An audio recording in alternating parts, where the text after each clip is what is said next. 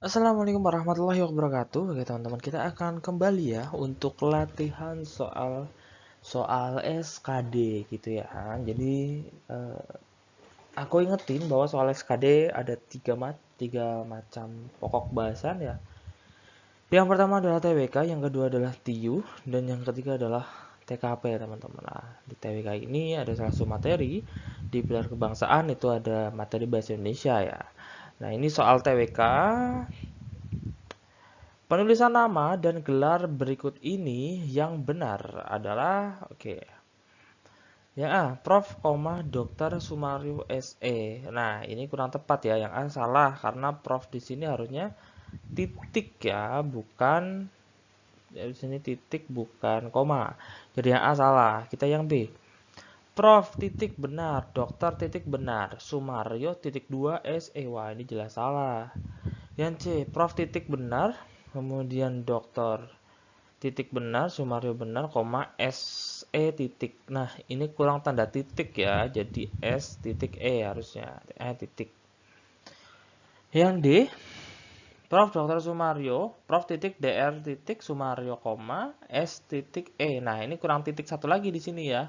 Jadi ini salah. Jadi kalau opsi E, Prof. titik DR titik Sumario, koma S titik E titik. Nah, ini yang paling benar teman-teman ya.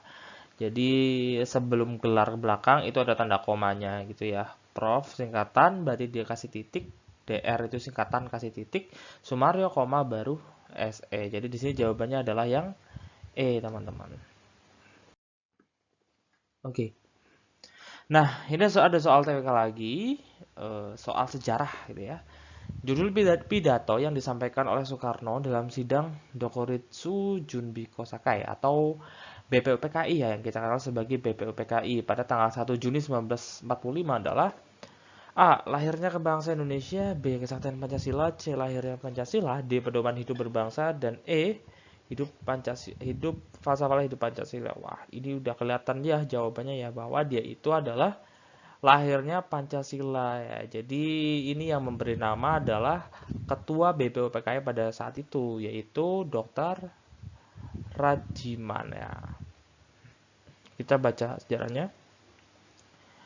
Oke, lahirnya Pancasila adalah judul pidato yang disampaikan oleh Soekarno dalam sidang Dokuritsu Junbiko Sakai atau BPPKI pada tanggal 1 Juni 1945.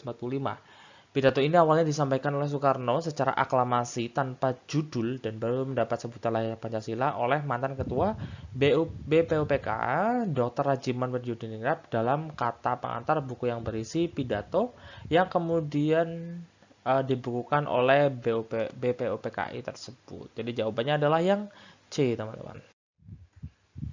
Nah, kemudian di sini ada soal TIU ya. Soal TIU terkait dengan statistika, soal ya gampang lah ya, ini terkait dengan rata-rata itu ya. Kita baca soalnya bahwa rata-rata tinggi badan 5 orang pemain basket adalah 174 cm. Setelah terjadi pergantian seorang pemain, tinggi rata-rata menjadi 173 cm. Jika tinggi badan pemain yang keluar adalah 175 cm, maka tinggi badan pemain yang baru masuk, oke. Nah, kita ada rata-rata lama dan juga rata-rata baru gitu ya. Oke, ini rata-rata yang baru. Jadi untuk mencari rata-rata yang baru ya, rata-rata baru itu sama dengan 5 dikali rata lama kemudian dikurangi dengan yang keluar ditambah dengan yang masuk dibagi dengan 5 ya. Ini rata-rata yang baru karena kan rata-rata baru pemainnya 5 juga. Jadi kita mempunyai 5 rumus ini, 5 dikali rata-rata lama gitu ya. Jadi 5 dikali 174 cm. Kemudian dikurangi ini tinggi badan yang keluar ditambah dengan tinggi badan yang masuk, kemudian dibagi dengan 5. Nah, kita tahu bahwa rata-rata baru di sini adalah 175 cm.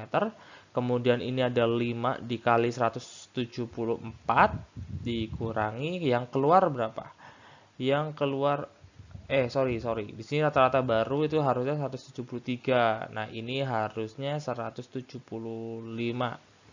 Rata-rata lama 174, benar. 174 dikurangi yang keluar itu tingginya 175 cm, ditambah yang masuk. Yang masuk kan yang ditanyakan ya. Berarti ini kita misalkan X saja dibagi dengan 5.